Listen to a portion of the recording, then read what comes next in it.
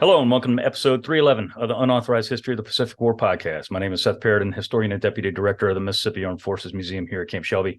And with me, as always, is my esteemed co-host, retired Navy Captain Bill Tody, former skipper of the fast attack submarine USS Indianapolis, Commodore of Submarine Squadron 3 in Pearl Harbor, and many other postings. How are you this fine November morning, Bill? It is, yeah, and I'm grateful. That's how I am, Seth. I'm grateful for all the kind words that our commenters have put out about my shoulder surgery. It went extremely well.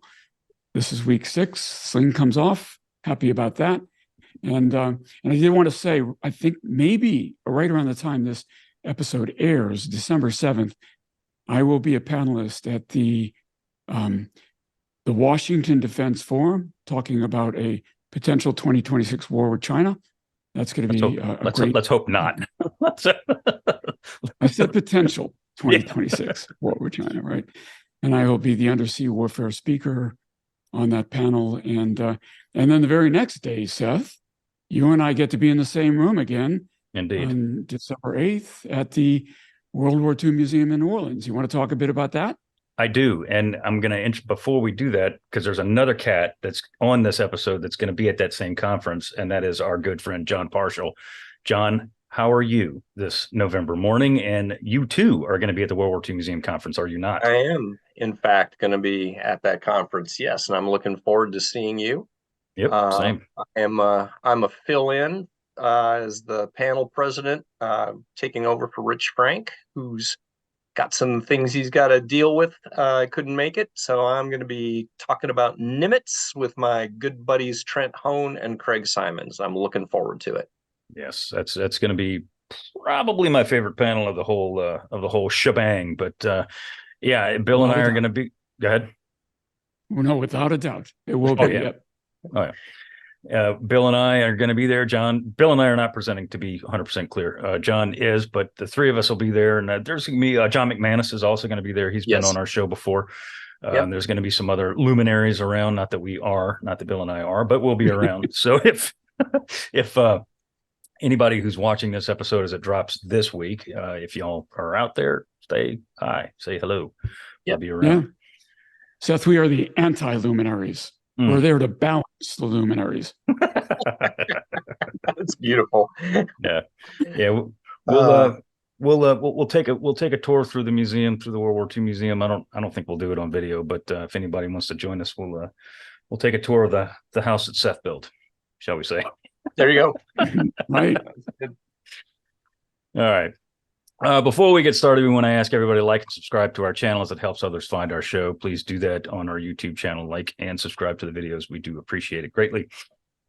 Now on with this week's episode.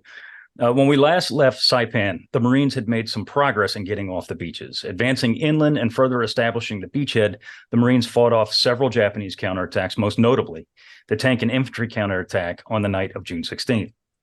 In what was the largest armored assault against American troops in the Pacific War, so don't anybody say anything different, because it was, the Japanese tanks burst through Marine lines in some places, only to be picked off one by one by Marine anti-tank guns, bazookas, and individual grunts with grenades.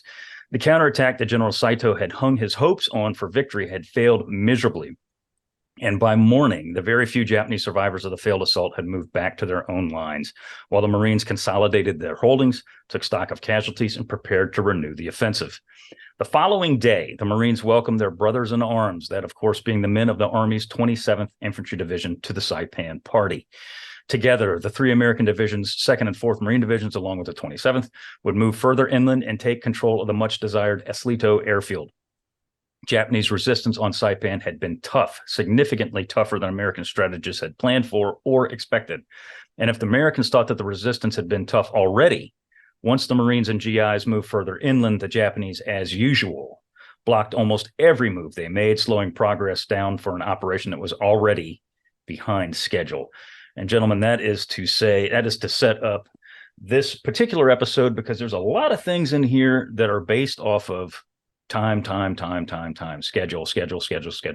And it winds up causing a bit of a kerfluffle, shall we say, between Indeed. Marine Corps and Army relations. So let's talk about the 27th ID, guys. This is a relatively Well, this is a new unit to the Saipan party, but it's not a new unit to the Pacific War. They had seen some action previous to this, have they not? Yes. Look at you.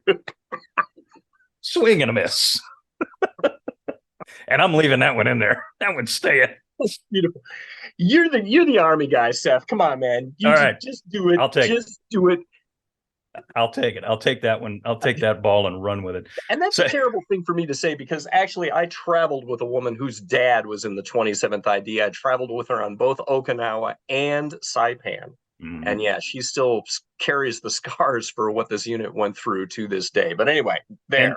And they did indeed. And actually, before we get into the meat of the 27th, let's kind of I kind of skipped over my own damn notes here. Let's take a step back and kind of set up the situation as the 27th is coming ashore.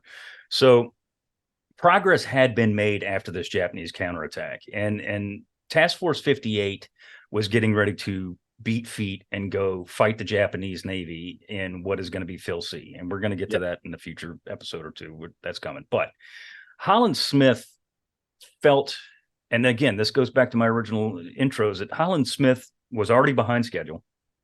And he felt that, especially now, with the casualties that the Marines have sustained and the fact that Task Force 58 is getting the heck out of Dodge, he needed to get the Army's 27th Infantry Division ashore like now.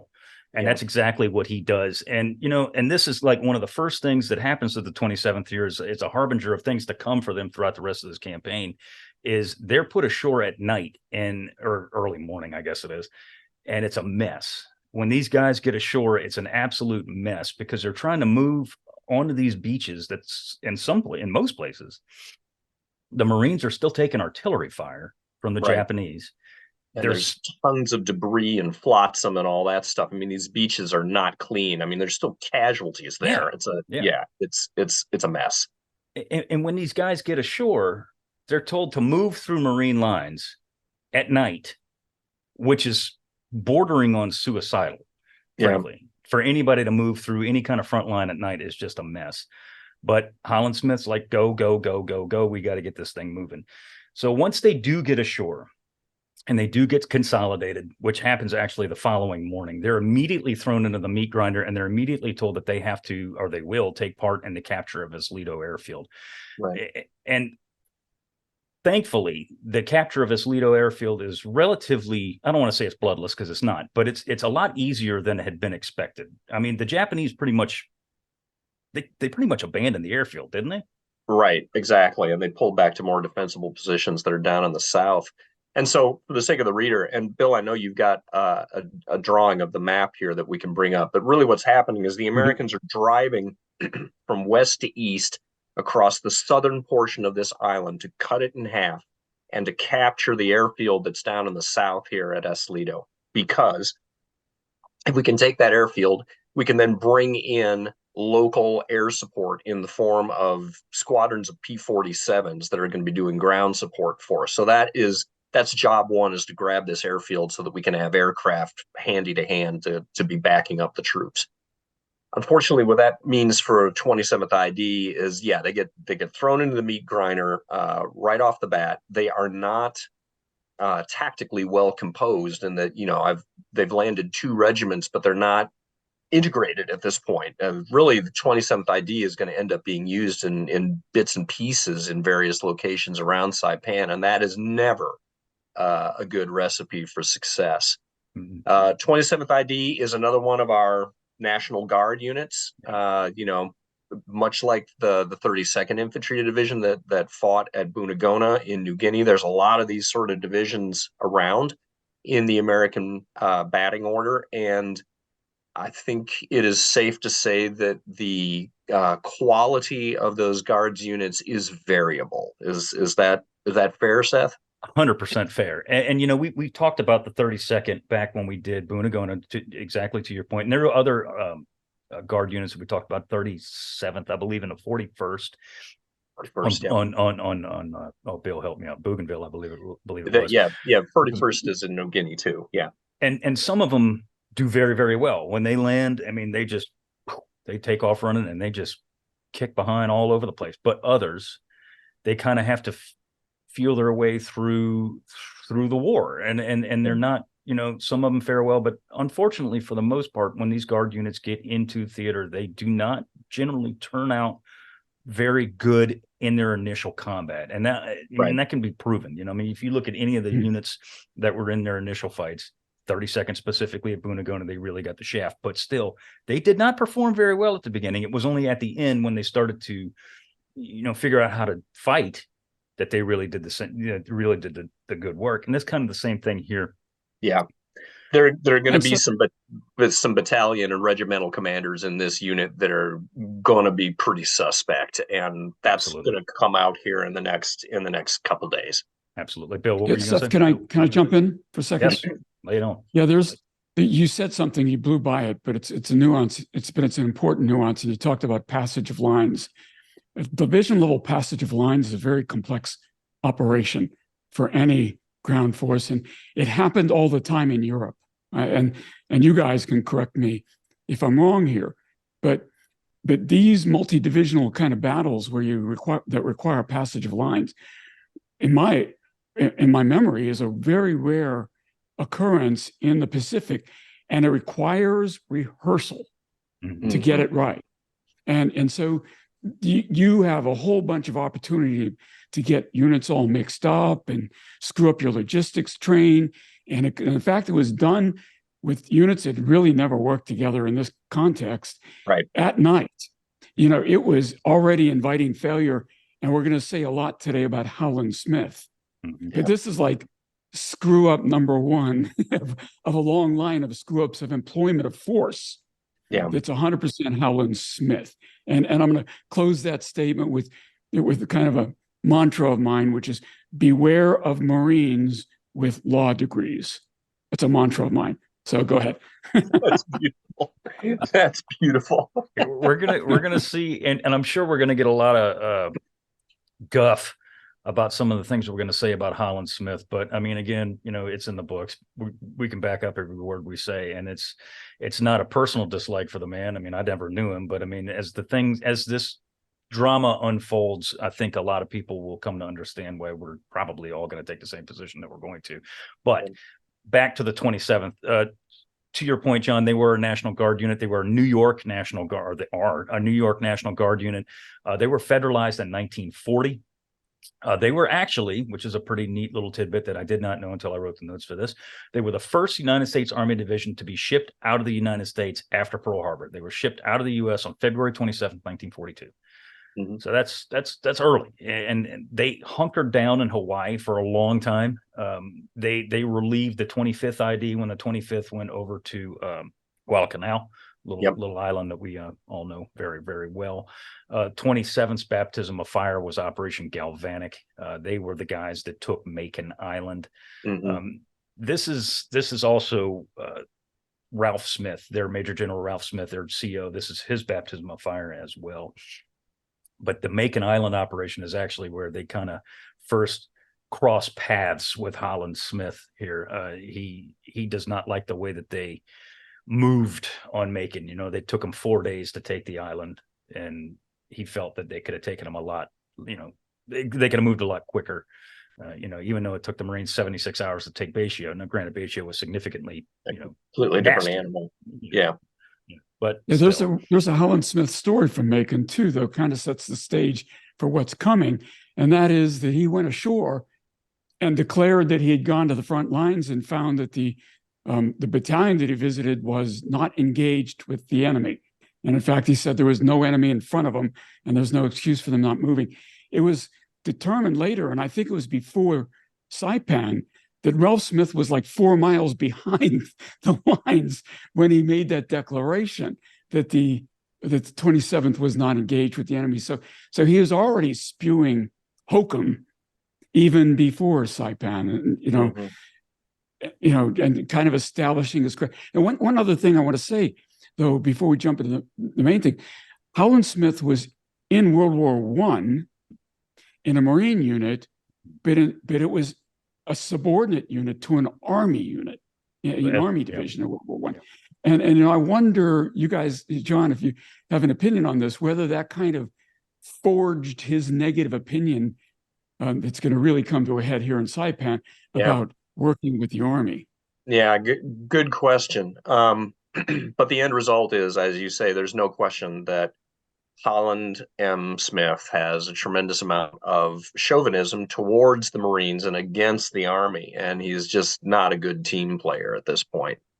And I know that John McManus has probably talked about this too. That Holland is kind of a almost a poser in a certain sense. He's not really a seasoned combat leader, and yet he likes to portray himself as such. He really is a trainer.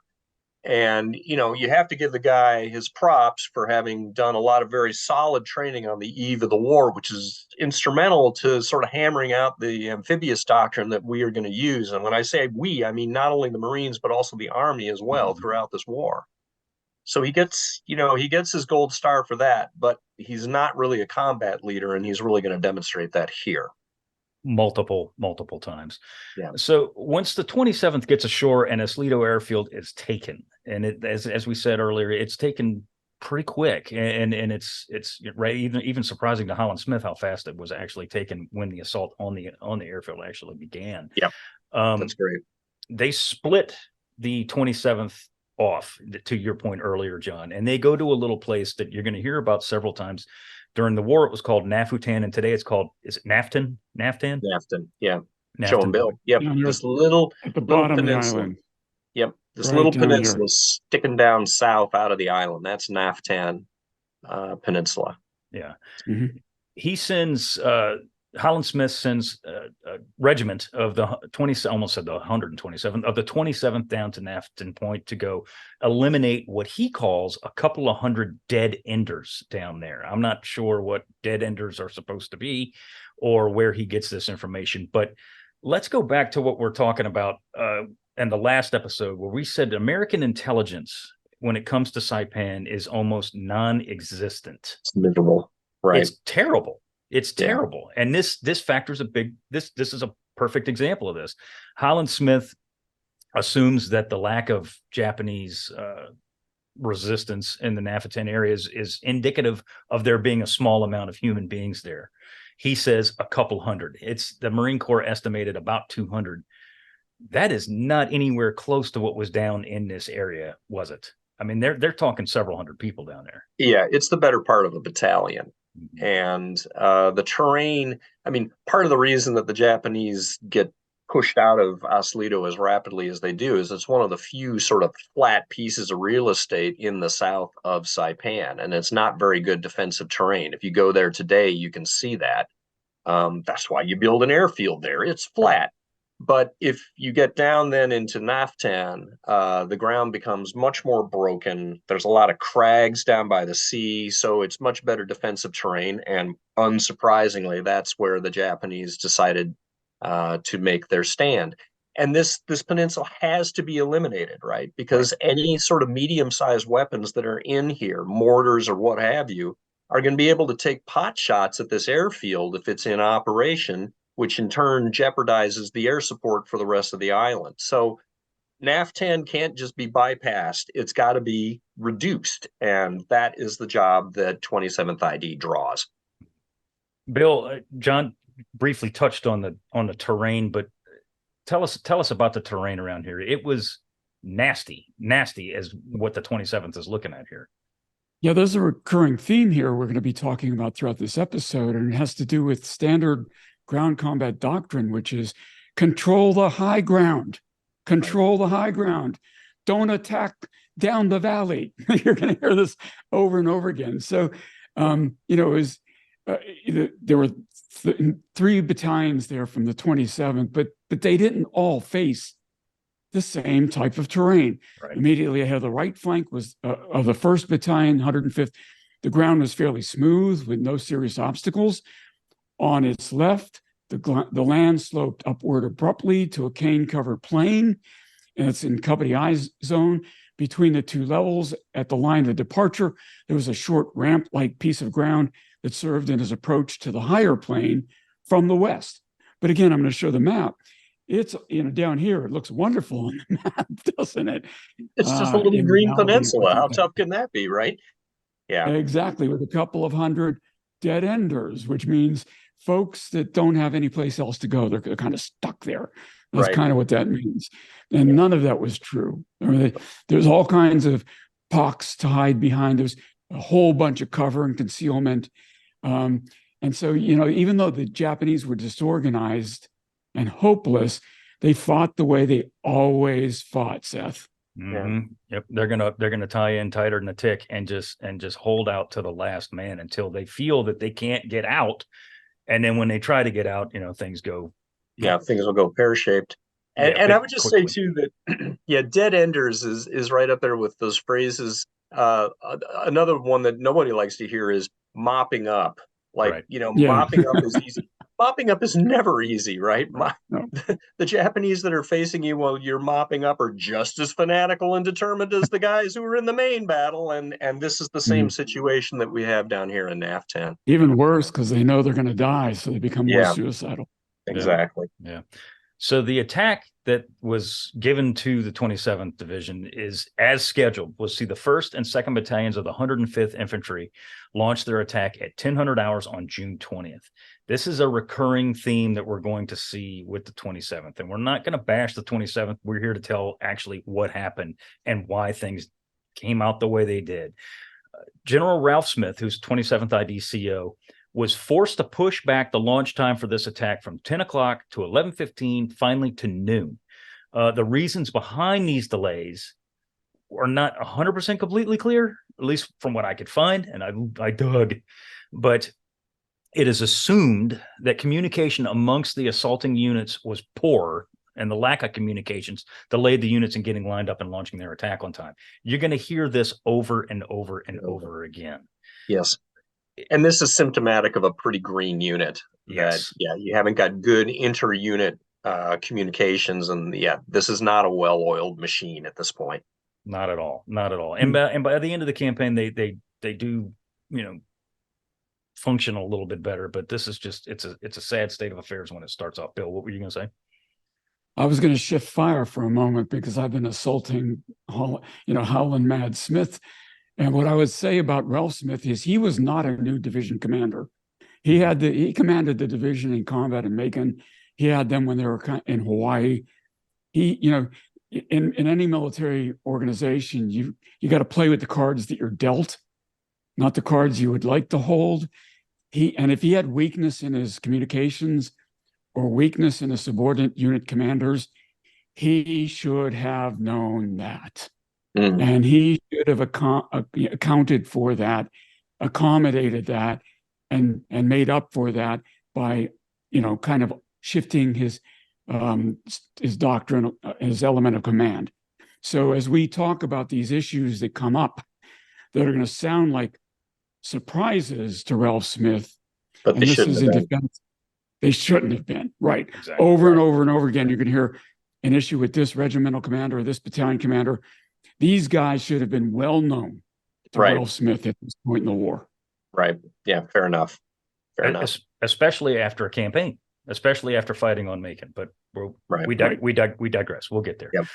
So the attack starts off with a short artillery barrage, and by short, I mean short. It was like 15 minutes. The Army troops moved forward only to be almost immediately stopped in their tracks when they came under machine gun fire and what they called flat trajectory artillery fire from the right. So in other words, I don't know, John, maybe you know what piece this was in there, but I mean, this thing's shooting, right at them from the side, from the that flanks. says that this group has probably got a 37 or a 47 millimeter AT gun of some sort in there, or it might have even been, one of their little 70 millimeter regimental or battalion guns too. Those things too can be cranked down to a flat trajectory. So yeah, they've got some sort of, artillery support in here. And it's making the guys nervous. And big time. Yeah. American tanks are also roaming around at this time.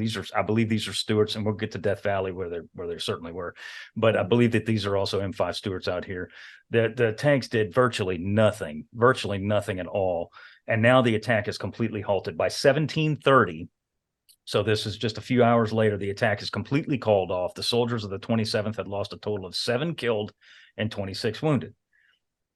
This, again, you never want to bemoan any kind of casualties, but when compared to the casualties that had been suffered thus far in the campaign, yes, by the This Pretty Marines. is- negligible. Yeah, I don't right. want to say it's nothing because it's always something, but I mean it's nothing compared to what had been suffered so far. Right. Mhm. Yeah, you got an owie on your pinky and you called off the attack. That's not Yeah. exactly fire breathing aggressiveness on the part of the 27th ID here. Not at all, not at all. So the following day, the attack resumed, and it went much the same.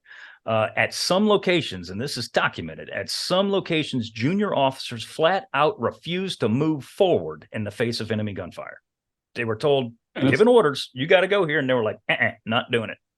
Yeah. And that was documented by the Army. This isn't Howlin' Mad complaining here, right? Correct, Amundo. Yeah. This is not Seth Paradin saying this. This is the United States Army saying this after the fact in the U.S. Army Green Books.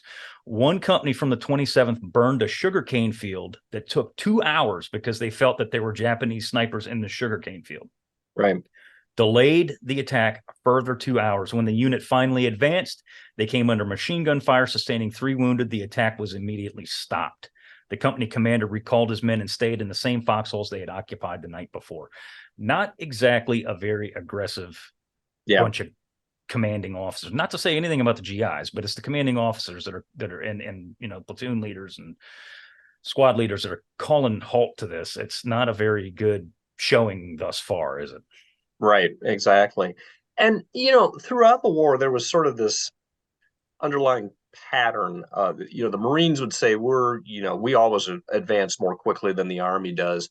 Yeah, but in some cases you take heavier casualties in the process of doing that. I mean, the good Army units were perhaps a shade more deliberate in their advances, but they also really knew how to use their fire support and heavy weapons to get the results that they wanted.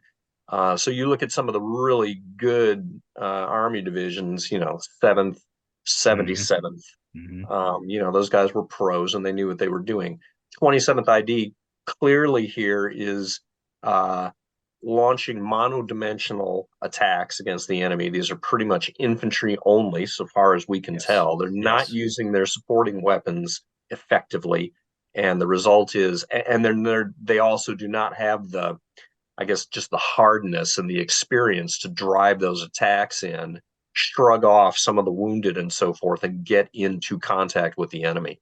Yeah, 100%, 100%. The Green John, Books. You're talking about combined arms here. That meant the good Army units were really good at, and you're going to hear a bunch of issues with combined arms employment today. But Correct. If I could just jump back to Macon again, that we made a point when we covered the Macon in a different episode that there was a doctrinal difference on that aggressiveness and moving forward that had to do with the Marines understood they had to get off the ships quickly and then advance quickly, whereas the Army didn't incorporate amphibious warfare doctrine into their doctrine once they got ashore. I don't think you were with us when we said that. Is there any? Do you have an opinion on that? No, I don't actually. That's an interesting point. Yeah, I do think that the Army was just inherently more sensitive to the pipeline that was behind them. I mean, if you go really high level, back to the feasibility debates in 1942, which don't really get ironed out until 1943, when the decision is finally made that we're going to have a 90 division Army, and that's as big as we're going to go. That's a bit of a roll of the dice. And so I think that just sort of baked into the higher level Army commanders is this awareness of the fact that we can't be super profligate in the usage of our men. We always need to be using supporting arms because we can't really, sustain the level of attrition that somebody like the German Army can, that, they've got 225 divisions or whatever the heck they're running. You know what I mean? So they're just, the outlook is just different from the Marine Corps, I think. That gets the economy of force. That's an interesting point. Yes. Anyway. So the 105th ID here, and you're going to hear more about them as this campaign unrolls, but the 105th ID is running into a stone wall here. And admittedly, 100%, the Japanese defenses in the Naftan area are tough. I mean, they are this is a hard nut to crack here. It'd be tough for anybody, but the lack of aggressiveness is certainly showing. A real problem. Yeah, it's a real problem. And the guy that's in charge, Corps Commander Holland M. Smith, is like, we don't have time to be jerking around here. We've got to move. He, at this point, he doesn't care what how many Japanese are in the Naftan area. He tells Ralph Smith, you have to eliminate this. You're going to leave one battalion behind, and you're going to take everybody else, and you're going to join the main line, because you're going to take the center stage, 2nd, 27th, 4th, and you're going to roll with the main attack up the center of this island, up the northern part of the island. Right.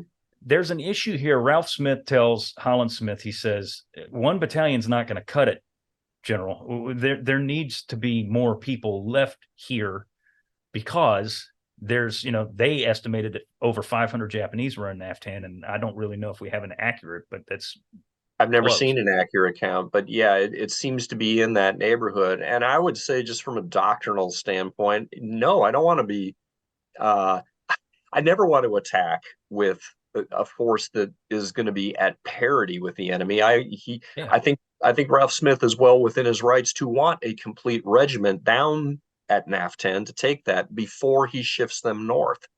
What I think the underlying subtext here is that 2nd and 4th Marine Divisions already have just gotten the snot kicked out of them, and are just not capable of holding the divisional frontages that they need to be able to hold to attack. And I think Holland Smith understands that he's got to get, fresh bodies in here in the center, because he's starting to run out of riflemen in 2nd and 4th. So go ahead. I was just going to say, this is a very compressed battlefield, right? I mean, the total distance east to west of the front line at this point on the northern part of this sector is probably no more than 3 or 4 miles tops. And your average World War II divisional frontage, even on the attack, it'd probably be 3 or 4 miles. But again, that just says just how badly these 2 Marine divisions have already been beaten up in the course of just doing the amphibious assault that they did a few days ago. And they too are already kind of running out of steam. And Holland Smith wants this thing taken care of. So he wants the bulk of 27th ID in the line as quickly as possible. And Naftan is just a pain in the butt. To your point exactly, as of June 21st, United States casualties on Saipan were roughly 6,000. Right. 2nd Marine Division had suffered 2,514 killed and wounded. 4th Marine Division had suffered 3,628 killed and wounded. And the 27th had suffered 320 total. That's by June 21st. So this is, 6 days, 6 days. Yeah, 6 days. Right. So, I mean, to your point, the casualties had been very high. So we needed more trigger pullers on the line to push this thing. And Holland Smith is running out of patience. Right.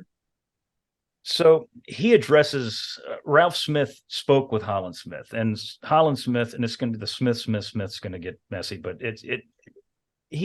Ralph Smith tries to explain the terrain at Naftan to Holland Smith, which, and this is important, Bill, and I know you wanted to say something about this, Holland Smith had never seen. He did not one time go to the front and go see what these guys were facing. He didn't know. Naftan might have looked like the moon and it probably did by the end of the campaign, but it wouldn't have made any difference to Holland Smith because he never went up there to go look at it. And this is a problem. And this is also a recurring problem that you're going to see as we go through here. Bill, from your experience, go ahead. No, I mean, the Marines pride themselves on leading from the front. Right. And here you have essentially the corps level commander who, and as John said, this is not an enormous battlefield. Correct. We're talking about, a few miles, 2, 3, 4 miles. He can see this whole thing in 3 hours, Right. From his CP to the front lines, he could have done it. He could have gone up there. And if his intent was to kick ass, he could have gone up there and kicked ass. Right. But he didn't. He yelled from afar. Right. very un-Marine leadership style, yelling from afar. In contrast, Ralph Smith is at least up at the front. Right. Yeah, out of communications because he's so far forward. Yeah. And it's just, it boggles the mind as to, the degree to which we were out of alignment here with, Right. And this is the same gripe that I had with MacArthur at Boonagona. MacArthur in the early part of the war was essentially a glorified corps commander. And if you've got a problem with one of your two divisions and you're a 45-minute flight away from, the front line, you hop on a C-47, you go up there and take a look-see. Same thing here. Holland Smith, yes, he is in overall command of an operation that eventually will encompass the amphibious assault and reduction of 3 separate islands, Saipan, Tinian, and Guam. However, at the moment, he's only got one ground campaign going on here in Saipan. It is a very small and compressed campaign. He needs to go to the front and check it out. Mm-hmm. And he never does. And he never does. So in parting, after this meeting, Ralph Smith's got to follow orders. Holland Smith says, you're going to get your people up on this line and you're going to do this. This is an order. Move your ass. And Ralph Smith doesn't have a choice. He's got to do what he's got to do. And parting, Ralph Smith says to Holland Smith, just so you know, there's, between 400 and 500 Japanese over here, to which Holland Smith says, no, there's not. And he's like, okay. So, when they come out, they're probably going to pose a direct threat to the airfield. Lo and behold. That's exactly what happened. Exactly. Yeah. Exactly. I don't remember the date that these guys come out of here. The Japanese come out of Naftan, but they reach a point where they realize, we're running out of food, we're running out of ammunition, we're just about to collapse. And in classic Japanese style, that means it's time for a banzai charge. And that's exactly what they do. And come boiling through the lines of the battalion of 27th ID that is left down there, break through those lines and go all the way to the airfield. And in many cases are killed in the tent camps that are around the airfield. There are people like mechanics and stuff that are having to engage these guys, CBs. It's really ugly. But it completely vindicates Ralph Smith in his estimate that there are a lot more dudes down in Naftan than Holland Smith given credit for. Yeah. So as if things couldn't get any worse for the 27th, they're about to, because they're put on line here with the main thrust dead center, smack in the middle of the line, and they're facing this very pretty little place with this charming name called Death Valley. And I'm not talking about Tiger Stadium. No.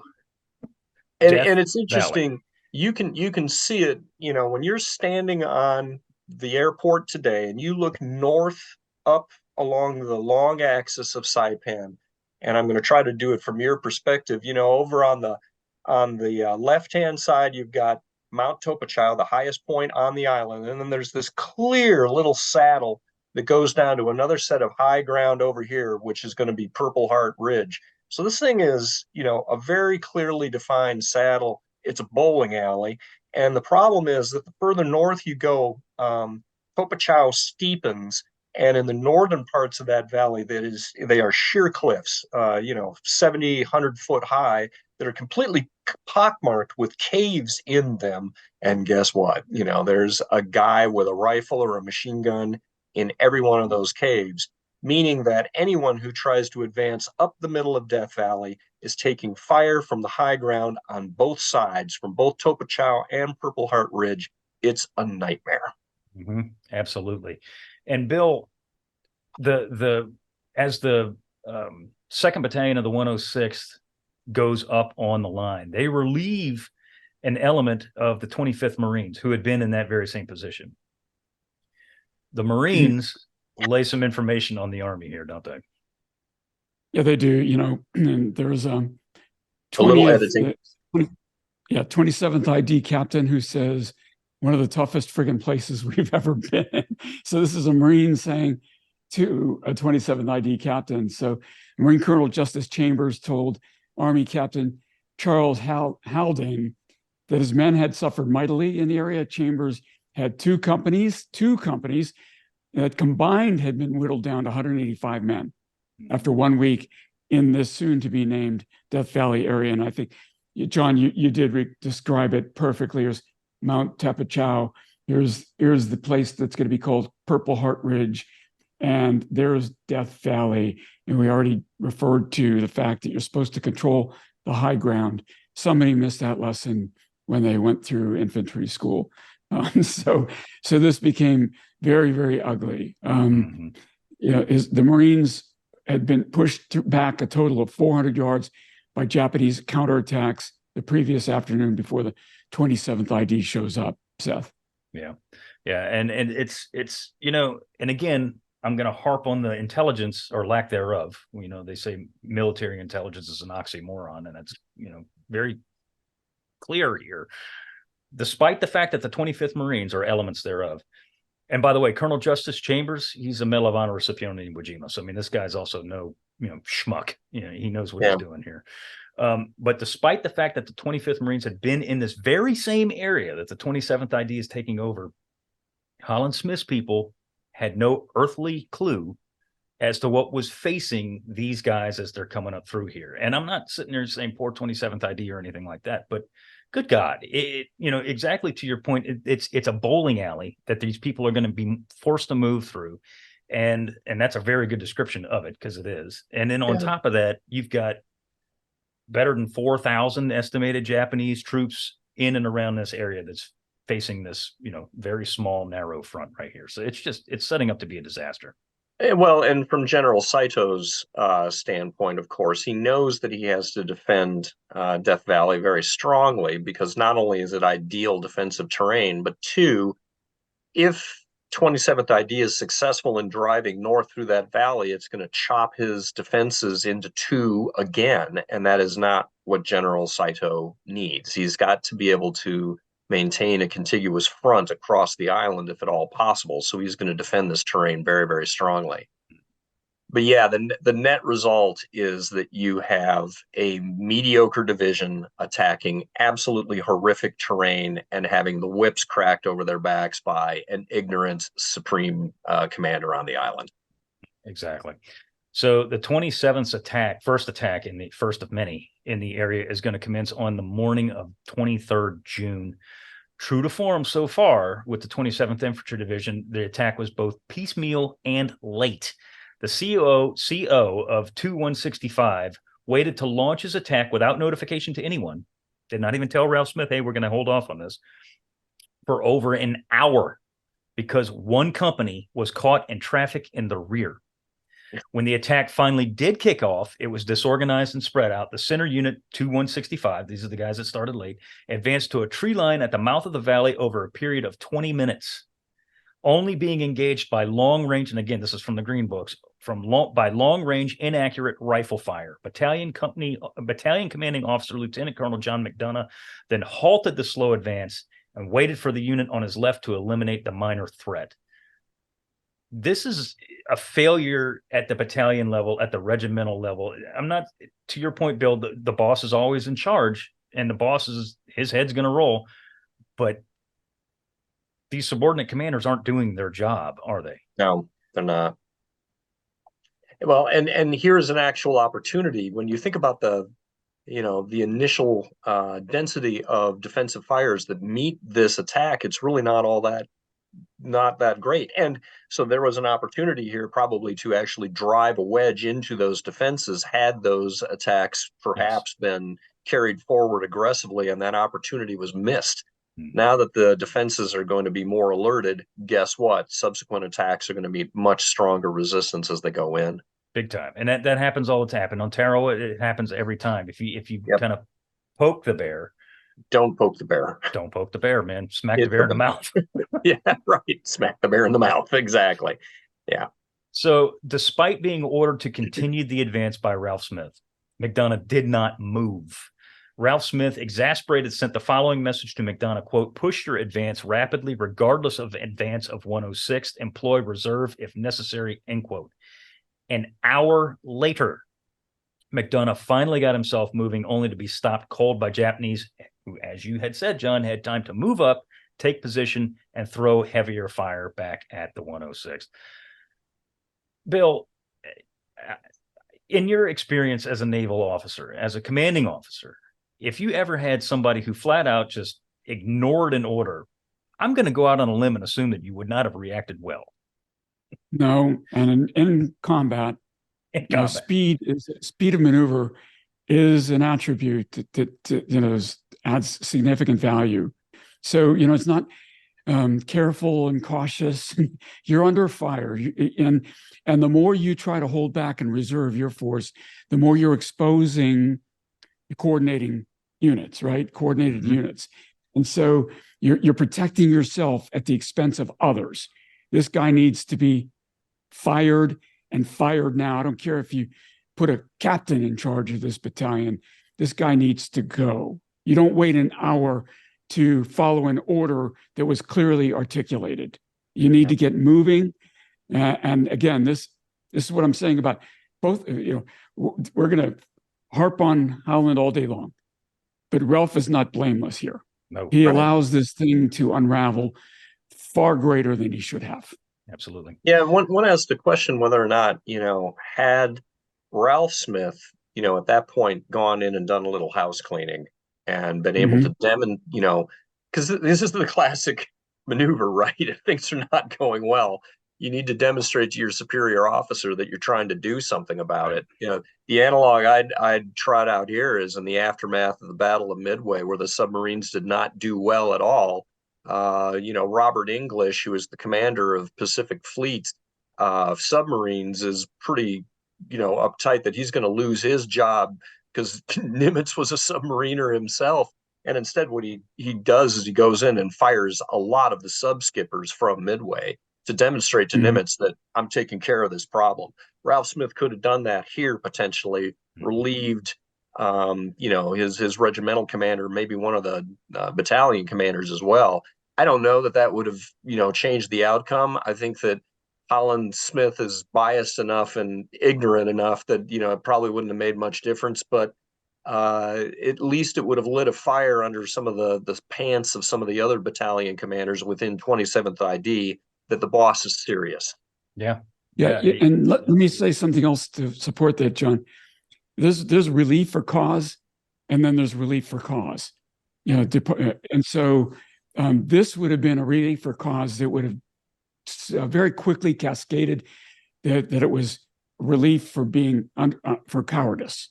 Okay, that's what this would have been characterized as, and that has special, panache that other reliefs don't. And so I think it would have definitely lit a fire under other commanding officers, because the last thing you want is to go back and having developed a reputation for cowardice, for not being aggressive. Right. And for just not listening to the boss. If the boss tells you to move now, you don't wait an hour, you move now. And regardless of the situation. And he just doesn't do that. So to be 100% clear to exactly what you were saying just a minute ago, Bill, the lack of advance on the 27th's part was indeed posing a threat to both Marine divisions on either side of them, because the line had come like a U now. It was the Marines are here and the Army's continued advancing, and 27th is stuck in the middle. Yep, and it's posing a threat to their flank. I mean, and the 27th flank too, for that matter. Yeah. So Holland Smith is losing his patience very, very quickly, and frankly, which was never that great to start with. Right, so. Right, yeah. So his fuse is about that long, and if he even had a fuse. But regardless, at this point, you really kind of can't blame the man. You really can't, because he's got two divisions on either side that admittedly are moving faster, and they're running into tough opposition. And the 27th arguably is probably facing tougher opposition. I don't think there's any problem. They are facing tougher opposition. It's the worst terrain. It's the worst terrain on the island. For sure. Yeah. But they're not making any progress, like none. Right. They can't measure their progress in dozens of yards. Yeah. You're talking feet here. You know? So Holland Smith's getting peeved. He directs his growing rage at the 27th's lack of movement at Ralph Smith. And again, Bill, we've talked about this. The boss is ultimately he's the guy that's the heads are gonna roll when the big boss is yelling at you. You're gonna yell at the boss. You made an analogy one time and said that if the skipper is sleeping and the boat runs aground, it's still the skipper's fault. Skipper still gets fired. Yeah, that's right. Yeah.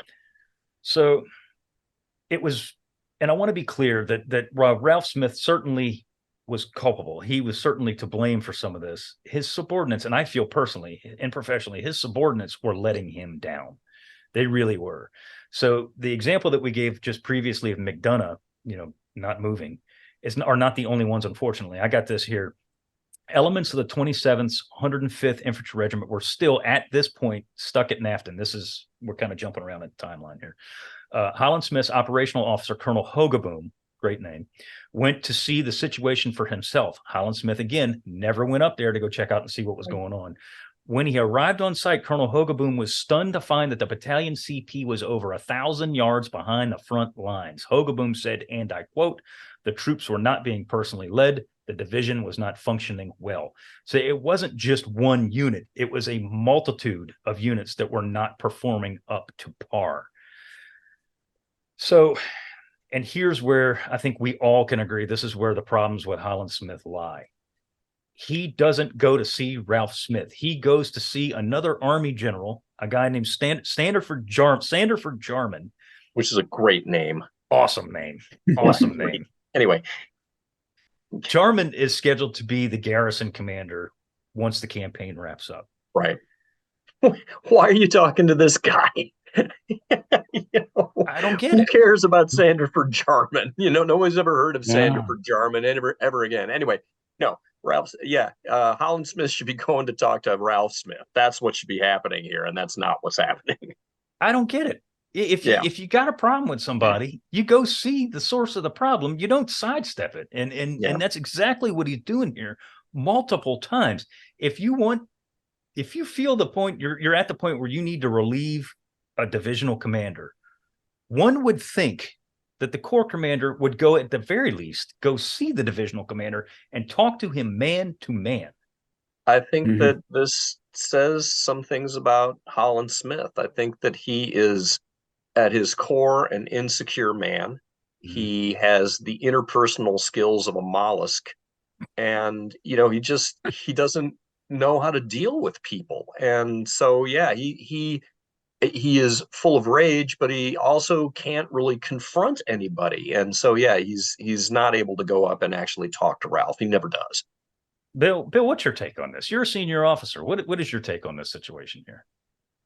Yeah, there's no excuse for this. You never fire a guy by remote control, right?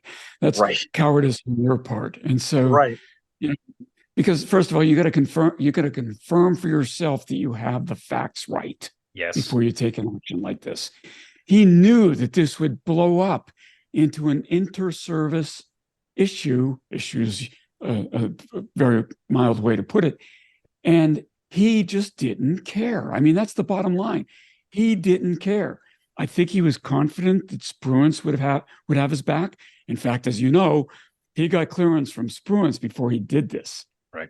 And I love Spruance, don't get me wrong. But Spruance never said, "So, Holland, have you gone? What's the terrain like up there? The place, and have you talked to him? And what does he say?" Spruance just supported him. Heat of battle. We're losing momentum.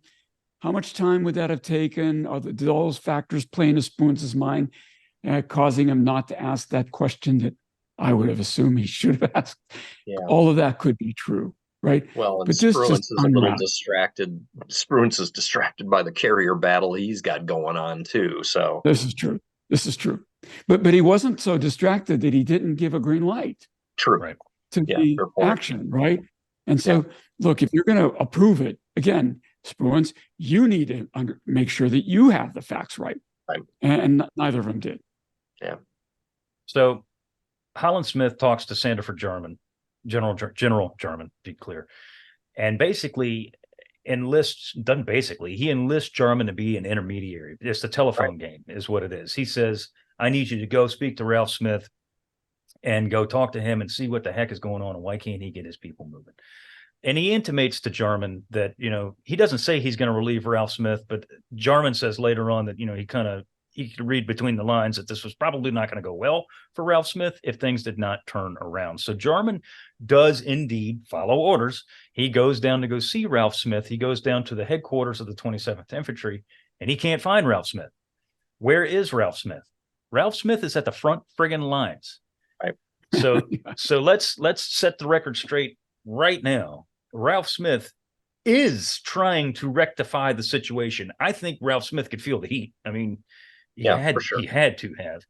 And I think he's like, this my job is on the line, or at the very least, my reputation is on the line here. Right. I've got to get something moving. So he goes up to the front line, and Ralph Smith was no putz. This guy had been a Silver Star recipient. He was one of the first aviators in the Army history. I mean, this guy was he had skins on the wall. He was not afraid to get up to the front line, and that's exactly where he was when Jarman goes to look for him. Right. Highly regarded in the Army, which is going to play into the controversy later. Right. Yeah, no, he's up the front, and he correctly assesses that Purple Heart Ridge is the weakest point in this particular piece of terrain, and is trying to figure out, is there a way to outflank this particular position? Because if I can at least capture that piece of high ground, even though it's lower than Topachow, it's still the terrain that I need to have to sort of unlock this whole position. So that's where he is at this point in time, when Sanderford Jarman comes looking for him and does not find him at the CP. They later do communicate, because Ralph gets back to HQ there, and they Jarman says, look, Holland is not happy, and you need to do something, and you need to do it yesterday. And Ralph Smith, he agrees. He knows that his division is underperforming. He says that I'm going to get my men moving tomorrow, unquote. That's supposedly exactly what he said. In the meantime, Holland Smith sends a message to Ralph Smith on the afternoon of the 23rd, and it reads as follows, quote, Commanding General is highly displeased with the failure of the 27th Division on June 23rd to launch its attack as ordered at K hour, and the lack of offensive action displayed by the division in its failure to advance. The failure of the 27th Division to advance in its zone of action resulted in the halting of attacks by the 4th and 2nd Marine Divisions. True. It is directed that immediate steps be taken to cause the 27th Division to advance and seize the objectives as ordered, unquote. In other words, this is, you better get moving now. It doesn't get any better, though. Go ahead, Bill. There's a time in here, I think, when Jarman realizes that, wait a minute, I could get stuck with this morass. And I think, I can't remember when, but he says, I don't want this job. I can't remember who he said it to. Do you remember that? And no reasonable person would. Graves Erskine. Yeah. He says it to Graves Erskine. And Erskine basically, Erskine, and Erskine shoots back and is like, if it comes to pass, we're not asking you. In other words, you're going to get it, whether you want it or not. So to make matters worse, on the night of the 23rd, or the morning of the 23rd, 24th June, Japanese launch a tank counterattack. They still got tanks, even though they shot most of them up, through Death Valley, aimed at the area where the 106th and 165th are connected. This is their lines right here. In the attack, no one seemed to notice the tanks approaching, and the enemy presence wasn't noticed until the lead tank had literally rolled up to the forward OP. The lead tank rolled through the Army lines before it, and the other 5 tanks were taken under fire. All 5 were knocked out, but not before the lead tank sent a round into an ammo dump that blew up and burned ferociously for the next 24 hours. Not a good showing. Not a good look. No, not a good look. And, to the Japanese credit, they probably sense that this unit that is in front of us here in this saddle is just not being particularly aggressive. And here's an opportunity to put in a counter blow of some sort. We've got a few tanks left. This is the obvious place to use them, because the terrain on either flank, well, actually on the west flank is not so bad either for that kind of thing. But yeah, they hit 27th and the Kisser, and it's an ugly performance on the part of the Americans again. Yeah, this is a black eye, to say the least, in Ralph Smith's on his face. On the 24th, the 27th launched another attack into the valley. It, too, is a failure.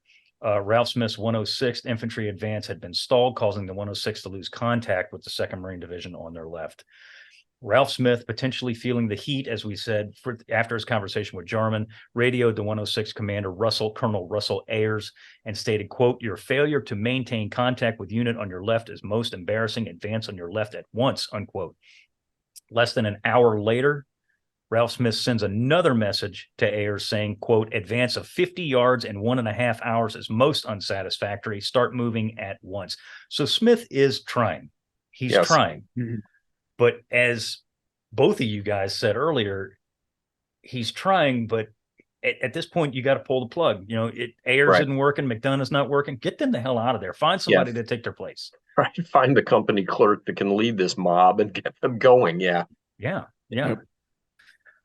So anyway, the attack that Ayers was directed to lead was an absolute disaster. Smith's order went downstream to Lieutenant Colonel Harold Mazzoni, CO of 3rd Battalion 106. Knowing that the enemy in front of him were strong, Mazzoni had to make a difficult decision to send a friend to his almost certain death. Supported by tanks from the 762nd Tank Battalion, Captain William Hemingway's K Company moved into an absolute hornet's nest, advancing into an open valley and advanced 50 yards before they ran into murderous fire. As Hemingway tried to reorganize his men, he was shot in the head and killed. The tanks supporting Hemingway's men tried to provide cover. They were summarily picked off, and these, John, are the Stuarts that you were talking about. And this is the time to slag for insufficient armor support. Okay, so by this time in the war, pretty much any American division is going to be, any American infantry division, I should say, is going to have an attached battalion of tanks along with them. A battalion being nominally about 53 vehicles.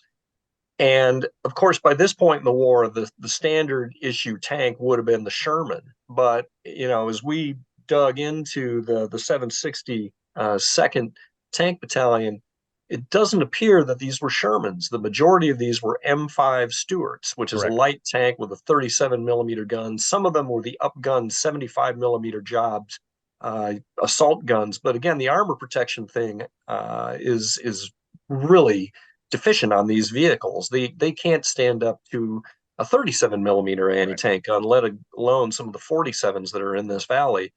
They needed Shermans here. They didn't have Shermans here. And so it shouldn't be a surprise to anyone that if you're trying to use that kind of armor support at this point in the war, it's going to be completely insufficient. And these tanks just get shot to pieces.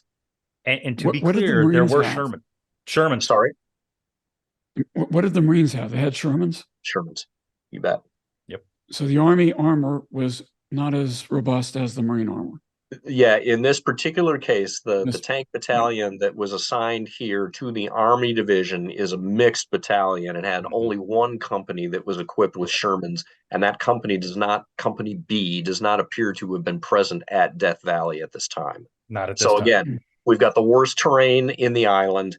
It's a shooting gallery. You need the most heavily armored vehicle that you can find, which would be a Sherman, and they ain't got them. They ain't got them. And why isn't that Ralph Smith's fault? Well, Ralph Smith doesn't have any, power over, the subsidiary battalions, the independent battalions that get chopped to him. I don't know whose fault that is. It's, some unknown staff officer back well behind the front that's like, well, I ain't got that many Sherman, so that's not what this division get. And to be clear, that makes a certain degree of sense because 27th ID was the floating reserve for 5th Amphibious Corps in this, and we're expecting fairly light opposition. It was anticipated that 2nd and 4th Marine Divisions were going to be able to capture this island on their own without assistance and in relatively short order. This is an intelligence failure. And so in that context, having a sort of a junior varsity tank battalion for your floating reserve, that's not that big a deal. We're probably not even going to use these dudes. But, fast forward to the point where now 27th ID is a critical component to the continued advance of this offensive. Now having a B team tank battalion attached to this unit is a real problem. Big time. That's a key point. Yeah. And it cost the lives of a lot of American soldiers here because the Hemingway's or Mazzoni's people are moving forward and they get cut off. I Company of the 3rd Battalion, 106th, they're in a particularly bad spot in this attack. They're sent forward to fill a gap in between L and K Company.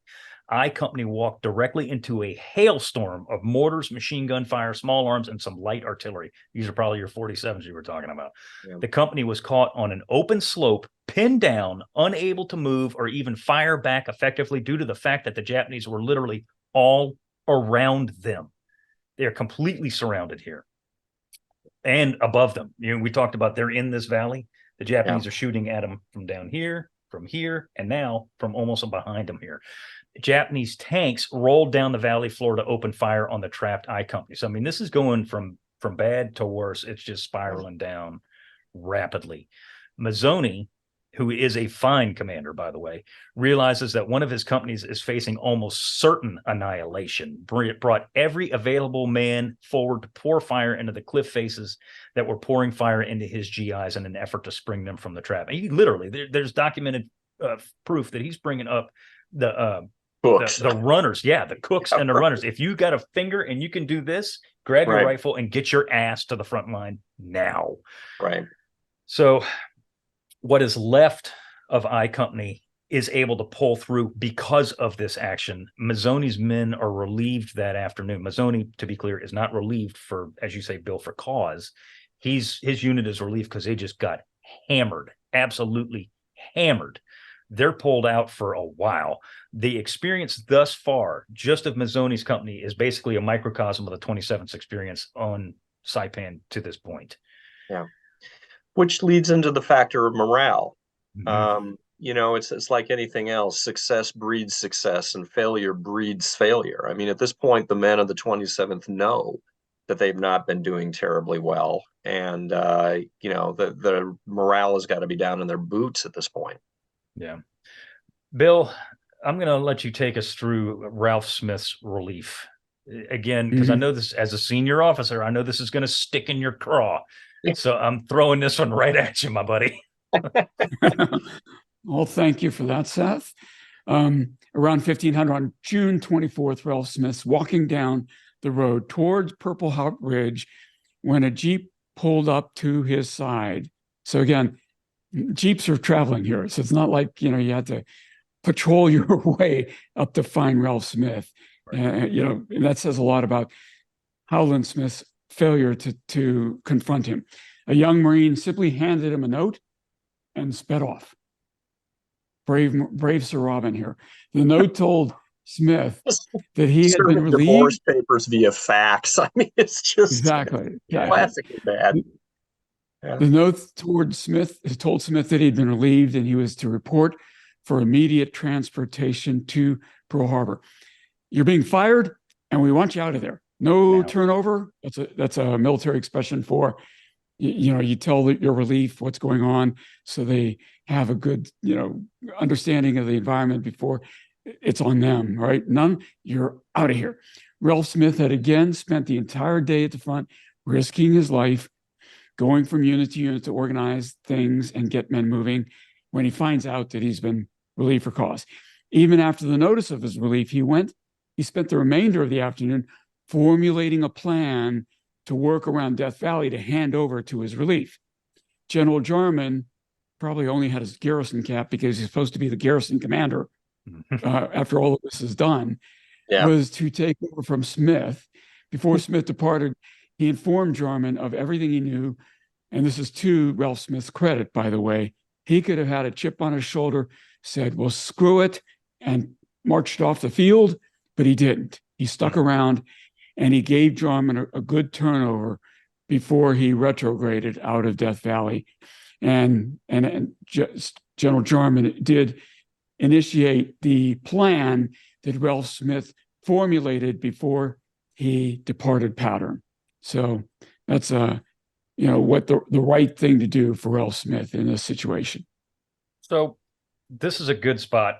You know, I put it in my notes here with the asterisks. This is a good spot to give our thoughts on this because Ralph Smith has been relieved. This is the official Smith versus Smith, you know, drama. I'm going to go ahead and start off if you don't mind. I'm just going to say I think Holland Smith had every right to relieve Ralph Smith. Evidence, as we laid out, that the 27th was not performing. And as we said before, the boss is ultimately to blame.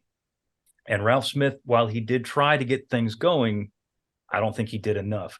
To that end, I also think Holland Smith might have been a little eager to get rid of Ralph Smith. I think he probably could have given Smith a little bit more of a length of rope before he actually sprung the door. You know what I'm saying? I think he was right to relieve him. I think he might have done it a little too soon, but I don't know. What do you guys think on this?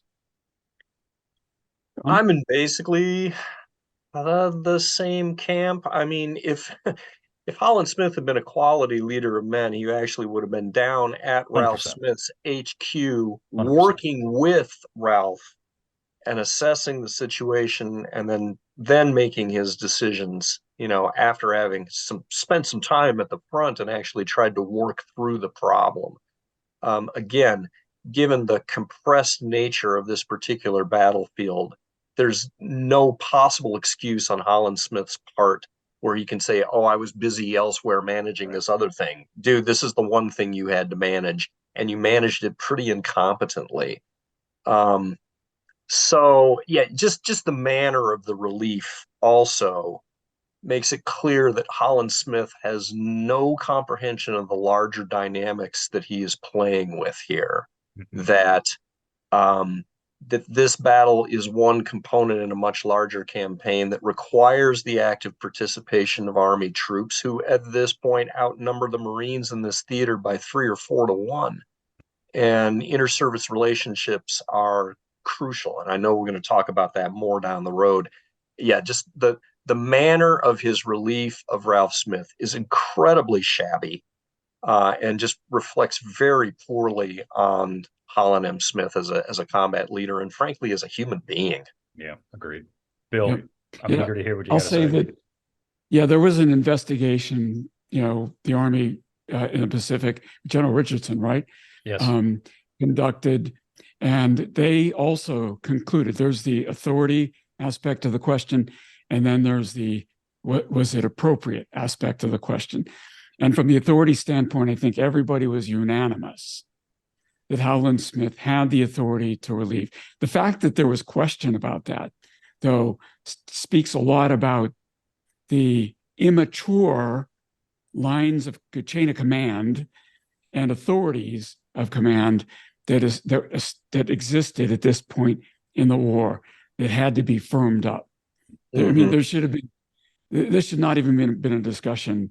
Holland should have known. Everybody should have known whether he had the authority, but they had to investigate after this happened whether the authority. Well, some of that though was just driven by inter-service. And the Army very much wanting to make sure that its I's have been dotted and T's crossed, before they raise a further stink about this, if necessary. They're trying to be, very careful about that. And they were right to raise a stink or to do the investigation, because it gets into we talked about this before in other episodes, it gets into the domain of lessons learned, right? After action reports. So perfectly appropriate to do the investigation. We submariners are big on a concept called root cause analysis. And clearly the 27th was failing. The question has to be, what is the root cause of that failure? Because you take action, if you don't address the root cause, right? And as we're going to see in a moment, yes, it doesn't get better. No. Yeah. And again, beware of Marines with law degrees. I don't think he had a clue about what root cause analysis was, and it existed, and it's not a late 20th century or 21st century concept. It existed in 1944. Right. I don't think he had a clue about driving the issue to root cause and trying to figure out exactly why these guys are failing. Because if he'd gone to the front, if he'd done a better investigation, if he'd trying to driven the root cause, this relief would not have been necessary, because as we're about to say, relieving Ralph Cause did not make things better. No. So let's go on. No, yeah. It did not. And the analog to this, again, going back to New Guinea, when Eichelberger goes up to Bunagona, relieves the commander of the 32nd ID and takes over and drives in his own counterattack 2 days later and just absolutely gets his butt handed to him Yep. and has to realize that the terrain here just does not play well with the kind of tactics that we're trying. Oops, I got to put on my thinking cap and think of a different way out of this problem. And that's exactly what we're going to see right now with 27 ID. Bring it on, Seth. Sometimes called a fishing expedition. Let's fish for we'll do this. And if that doesn't work, then we'll do this. And if that doesn't work, we're going to do this. So what are we going to do next, Seth? We're going to do we're going to do the plan. We're going to use the plan that Ralph Smith drew up is what we're going to do. Ralph Smith had drawn up a plan to bypass Death Valley, which, I mean, makes 100% total sense. The plan called for Colonel Ayers would take 2 battalions from the 106th out of the line before daylight, march them roughly 1 mile up the eastern side of Purple Heart Ridge, which is also a bitch, by the way, before turning west into the valley. By doing this, the 2 battalions would be at the far end of Purple Heart Ridge, theoretically away from direct line of sight of the Japanese in on the cliffs and in the caves, and allow them to secure a place behind the Japanese. Great plan. Sounds like a great idea. And to be clear, for the sake of our listeners, this means that we're going to go around the opposite side of Purple Heart Ridge. We're going to go on the east side, on the right side of this particular feature, try to outflank it, then capture it, and now that's our high ground. Yeah, and I'm showing it here. They're going to go up here, and then they're going to join with the 106th, is it? Or no, the 105th? No, it's right around here. 106th, right. So they're going to, that's what the plan is anyway. Around the northern side of this feature. Yep. All of this sounds great, provided that the 106 can make it past Purple Heart Ridge and secure a position. So the start of the movement, like most so far of the 27th Division, was late. Big surprise here. Lieutenant Colonel Cornett of the 106th finally got his people moving an hour after the set time for advance. There's no excuse for this. There's no excuse for it at all. There's no excuse to happen once, much less at least a half a dozen times thus far. It's ridiculous. Regardless of the late start, the advance actually did proceed fairly well until it advanced within 200 yards of Purple Heart Ridge. It was here that they ran smack into probably the most heavily defended area of Death Valley, and that is saying something. Every effort to push into, push around, or push beyond this area was thrown back with very heavy losses. It was later estimated that this specific area contained more than a battalion of Japanese infantry, supported by heavy machine guns and 3 tanks, dug into revetments just before darkness. Cornett pulled his men back to their original line. So yet again, the assault fails. Yeah. Right. Yeah. Although that said, it is clear that this is the key to unlocking this feature. You have to take Purple Heart Ridge. And so that much of Ralph Smith's sketch on the napkin is at least correct. But at the tactical level, they're just not able to get this thing done right now. No. Another attack the following day by a guy by the name of Major Almarin O'Hara was to slip 2 companies north along the base of the cliffs. The ultimate objective was a line of trees some 800 yards away, which would have been a monumental advance had they been able to do it. A long way. Yeah, it's a hell of a long way, considering when you literally can't advance more than a dozen yards. Yeah, they're spotted almost immediately. They come under 2 companies come under a flurry of machine gun fire. The GIs are pinned down. 1 platoon from E Company finds itself cut off and isolated in the middle of a field. As these GIs are trying to extricate themselves from this field, the Japanese by now have already surrounded them, and they start playing like whack-a-mole with each other. Yeah. One pops up and guy gets shot, and then the GI pops up and shoots the Japanese. It's like a deadly game of whack-a-mole in this damn field. As darkness falls, these 2 companies, still isolated, they'd been unable to pull back due to the Japanese fire. They started to sneak back to the lines one by one, and reported groups of Japanese as large as companies moving through the field as they snuck away. The Americans finally made it back to their lines by 0300. I mean, this is just a debacle, man. This is just this is bad stuff. I mean, I don't remember of any infantry assault that we've talked about on this show all the way back. I don't ever remember anything this bad that we've talked about. Yeah, it is really bad. And part of the problem here, one of the things that we've not been talking about throughout this entire section is artillery preparatory bombardments. Gee, which again, goes back to just a core doctrinal issue. The core of everything the U.S. Army does in this war is based on the infantry artillery team. I know I've said that before. We just don't see the artillery doing its thing here, and that's a real problem. It's about to be remedied, but up to this point, again, we're not using effective combined arms. We have crappy tanks. They're not giving us the kind of direct fire support that we need, and we're not getting the indirect fire support either. Which, just thinking about it, what is going on with our artillery regiment? Have we? I don't know. I don't know what's going on here. I don't know. I looked into it and I tried to figure out, were they there and just not effective? Or they, I don't know, right, fired, off target or whatever. I couldn't. Which I could not find where they were. Yeah, we're talking about battles where artillery saved the day, and you would think that a whole bunch of suppressive artillery fire on this high ground as you're trying to advance up the valley, if that's the tactic that you're going to default to, would have greatly assisted in that. But you don't read anything about that.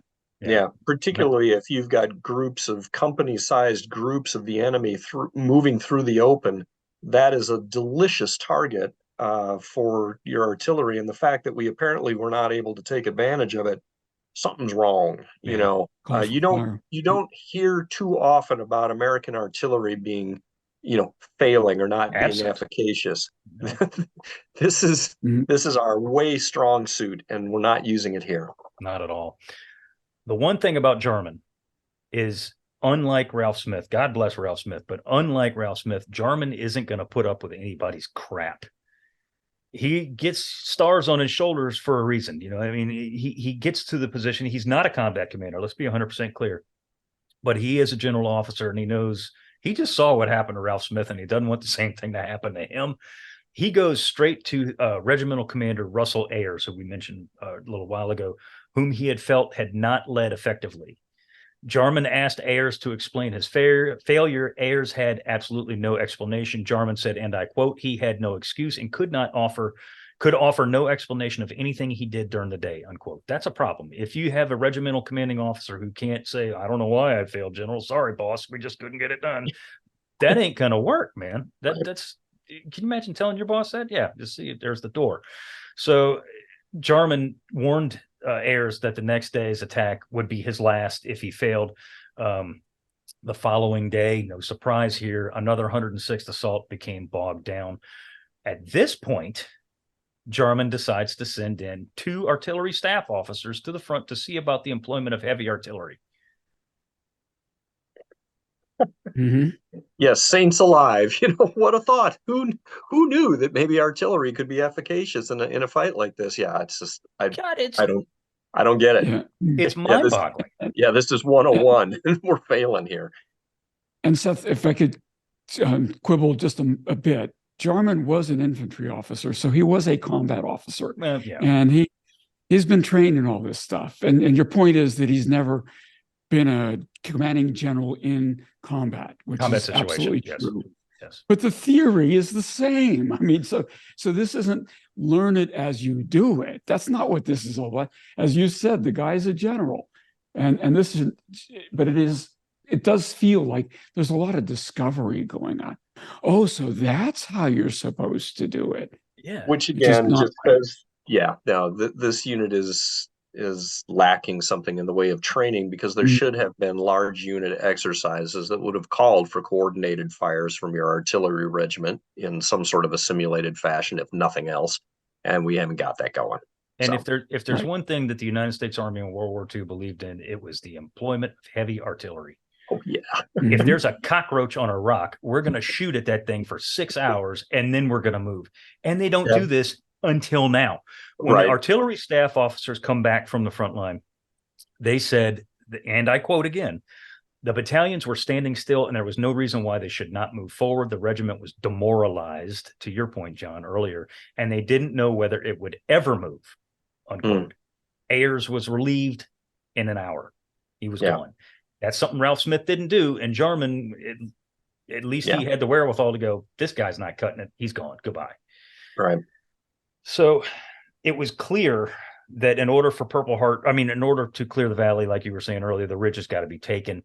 On the 27th Divisional Artillery, Hallelujah. Hammers the areas around Purple Heart. Colonel Mazzoni's battalion, led by Captain Halden, that Bill talked about earlier, was successful in finally grasping and holding a portion of the ridge. Over the next 48 hours, American and Japanese troops traded fierce fire and captured, lost, and recaptured several of the small hills that formed Purple Heart. The success of June 27th was dampened when Colonel Mazzoni, who, as I said earlier, was an absolutely fantastic field commander, was killed when two Japanese tanks poked their heads out and machine gunned this one little copse of trees where he and one of his company commanders were, and they were killed. The fighting in Death Valley lasts for about a week. I think it's exactly a week, isn't it? 7 days, I think. Yeah, that's exactly right. And it's just, it's brutal all the way through. And again, this is a very small piece of real estate. I mean, it continues to stun me every time I go to these Pacific battlefields and you really, walk the ground or see the ground. I mean, this is an area of terrain that's not really all that much larger than, like an NFL stadium or something like that. Mm-hmm. That's certainly true on Peleliu. But yeah, this is a pretty small piece of real estate, and it takes us a week to take this damn thing. Largely, I hate to say it, because of the inexperience of 27 ID and the inept way in which they ran their initial attacks into this piece of real estate. Mm-hmm. Yep. Bill, you were going to say something? No, just the cascade keeps rolling, I guess, with more firings. Yeah. Well, I mean, the firings they should have happened earlier, is the bottom line. Yeah. They should have happened earlier. So, on June 28th, Jarman is relieved. It was, to be abundantly clear, he wasn't relieved for cause. He was put there to be the temporary CO. He knew that. He was the interim head coach, if you will. Stopgap. Yeah, exactly. A guy named General George Greiner comes to take his place. Greiner is the ass opposite of Ralph Smith. He is a firebrand. He did not suffer fools, was quick to replace those he felt incompetent. He wasted no time in taking charge. He relieved units that had been on the line for a week and insisted that the new unit, 1st 106th, that they absolutely had to make contact with the 8th Marines the following day before dark. So Greiner comes in there, and this is frankly the kind of commanding officer that the 27th needed to have from the get-go. He's your typical fire-eating United States Army infantry commander here. The following day's attack actually does go well because of the fact that they just pour artillery fire into this place, which is the United States Army's proven tactic for how we roll. Yeah. Exactly. I mean, they just blanket it.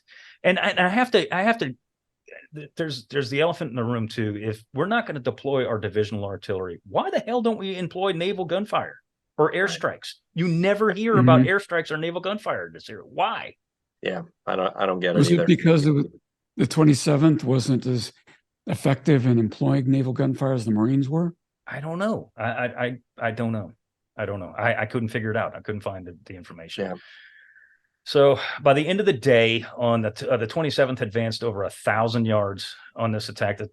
George Greiner's first day as boss, and they moved through the area.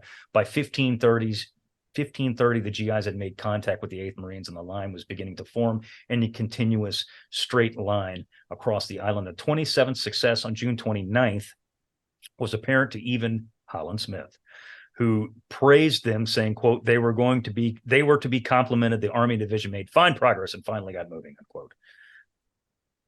Which reinforced his opinion that the problem was Ralph Smith all along. Which partially? Partially. Yeah, partially. Maybe, yeah. Maybe. I don't know. Yeah. By June 30th, the majority of Japanese in and around Purple Heart and Death Valley were either dead or had pulled out. The U.S. mortar fire chased what remained of them out of the area all night long. Finally, after a week and a couple of days, they pushed through the valley, and the advance does pick up pretty rapid pace at this point. With the valley finally eliminated, the American push up the island resumes. On July 2nd, the Marines pushed through Garapan. Yep. The Marines they feared a pretty large urban combat world here in Garapan, and there was certainly combat there to be sure, but it wasn't as bad as they were expecting, was it? Saipan, frankly, and ain't all that big a place. I mean, it's not really the sort of place that you can develop a significant or substantial urban warfare kind of place. They ain't Manila, is what I'm trying to say. Mhm. So it does not surprise me that General Saito decided that, I'm not going to make any sort of a concerted stand in this particular place. It's a village. It's not a city. Yeah. So, John, what is the Japanese situation looking like right now? Late June, early July, the Death Valley's gone, Naftan's gone. The Japanese are pulling back. What is their situation looking like right now? The situation is calamitous at this point. For all that we have not seen the employment of artillery as effectively as it could have been employed in Death Valley, that doesn't mean that the Marines haven't been using it very, very effectively in other places around the island. And two, the fact that the Japanese don't have extensive networks of underground fortifications or hardened concrete fortifications means that their formations are vulnerable to that sort of fire. And they have been suffering horrendously as a result of that. So at this point, I mean, Saito's command has just been shot to pieces. He's got thousands and thousands of wounded and dead soldiers. The field hospitals, which is sort of a laughable thing to even call these things field hospitals. These are caves that are stuffed full of wounded soldiers who have, no medical supplies really to speak of at this point. So the flies are crawling all over the bodies. The maggots are crawling all over the place. There's rampant dysentery. There's no disinfectants. They are in many cases performing surgery without anesthesia. It's a horror show.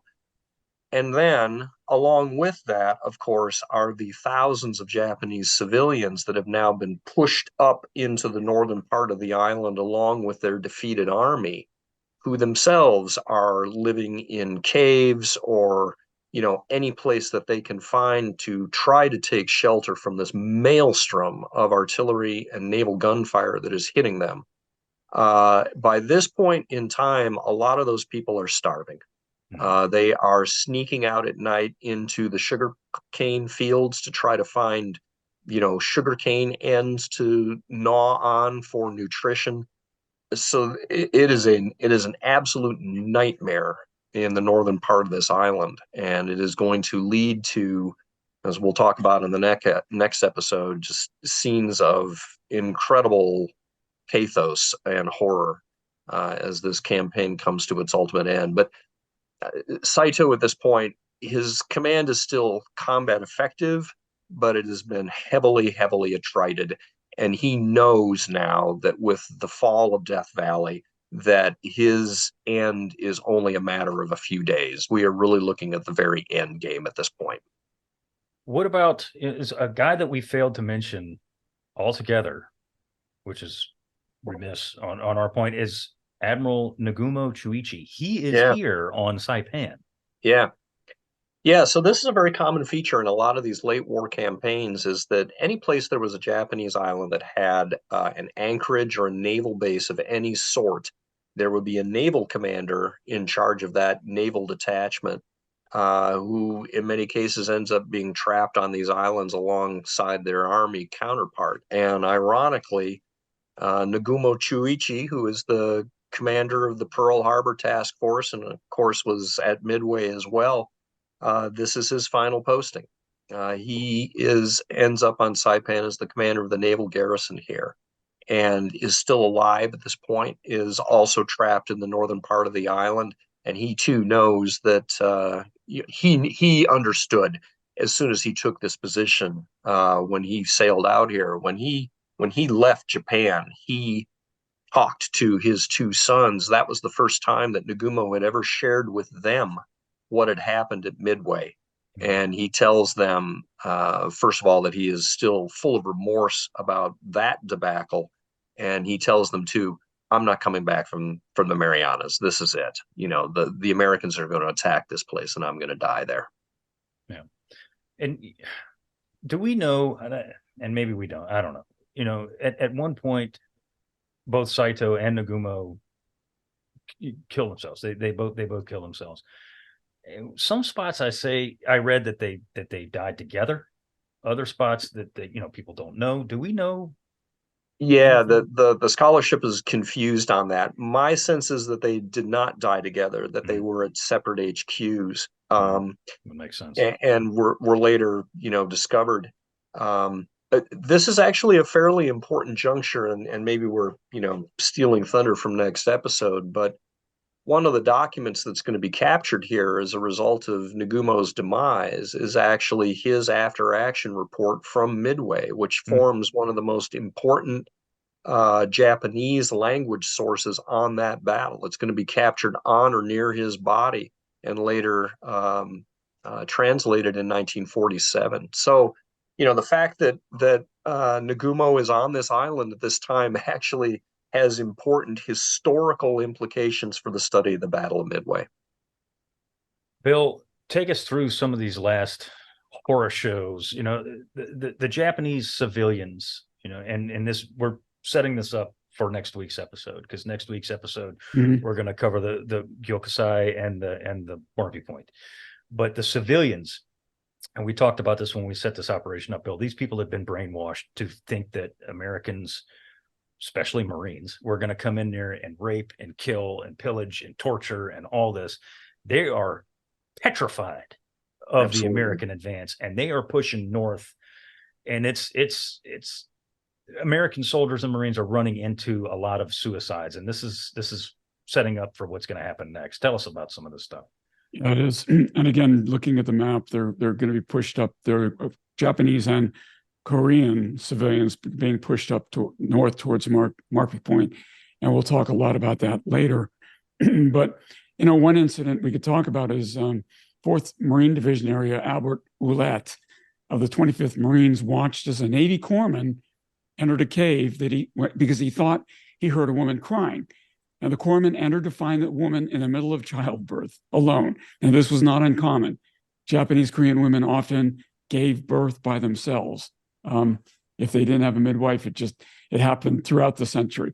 Now, the corpsman knelt down to try to help the woman deliver the baby. The baby was delivered successfully, with several Marines standing by to render assistance. As the Navy corpsman begins to clean himself up, he turns his back, and by the time he looks back, the new mother had already strangled her newborn child. And it's like, what the heck just happened?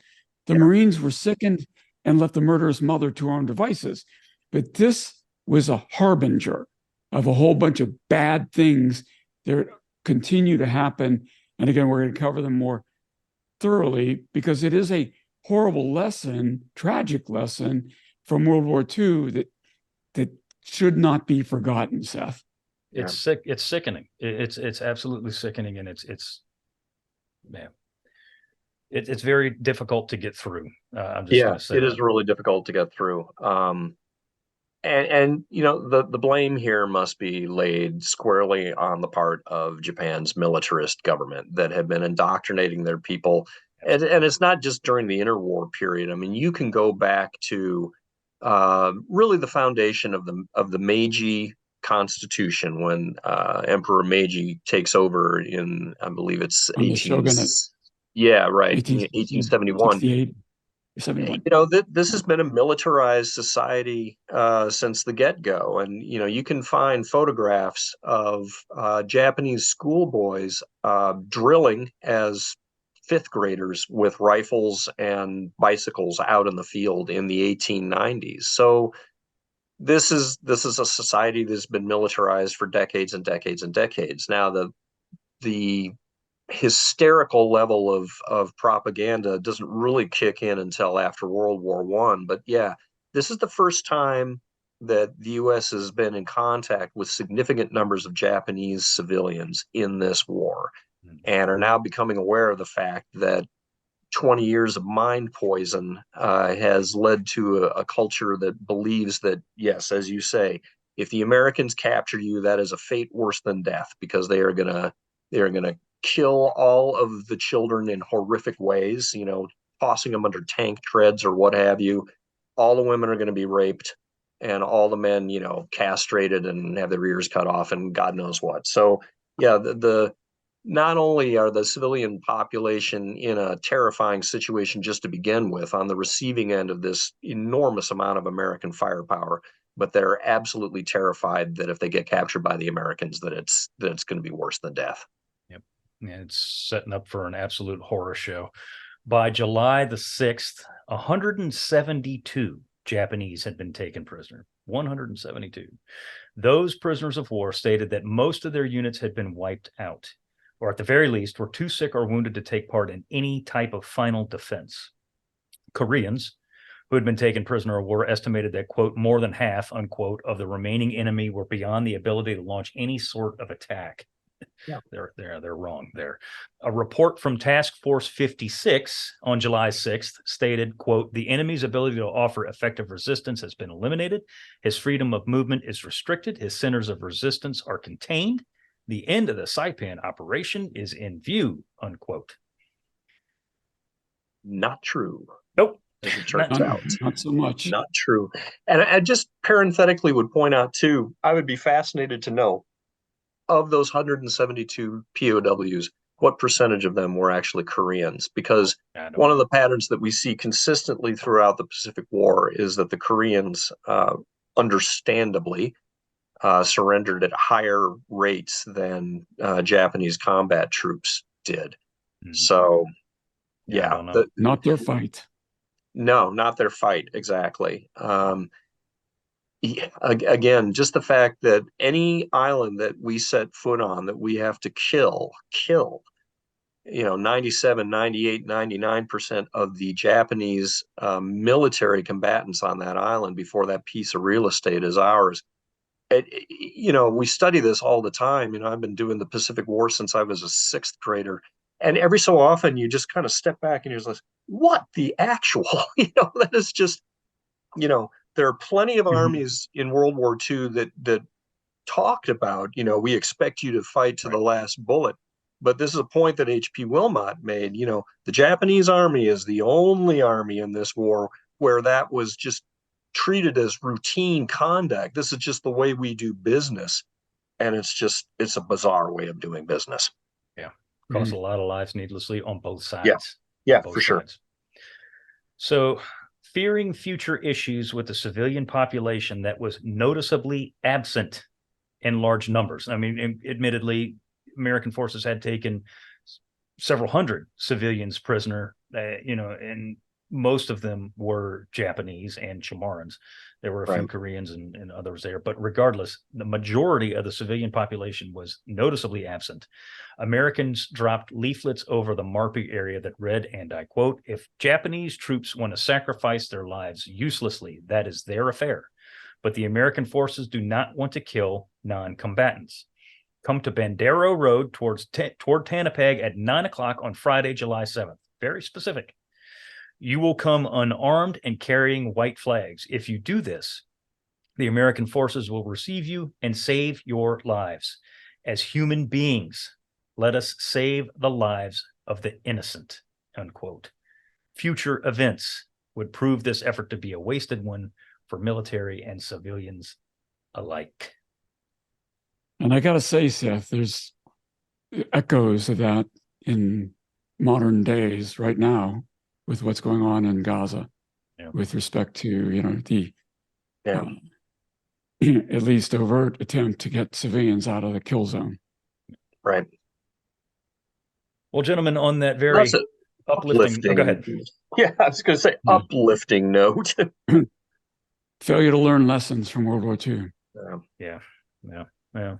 Next week's episode, I'm just gonna, if you don't know about the history of Saipan, buckle up, because next week's episode will wrap that, and it is probably going to be the most difficult episode we'll ever do. Maybe next to Okinawa, but Okinawa's got some badness too. Having been to both of them, Indeed. Anyway, anything you guys want to? Everyone who's listening to this is just like, oh, I can't wait. Yeah, exactly. Thanks for setting that up. Yeah, well, it's the truth. I'm on the edge of the seat. Yeah. Maybe I'll lift the mode just a bit, Seth. You know, I when doing some research for this, I found out that Ralph Smith's second wife was Jilly Jarman.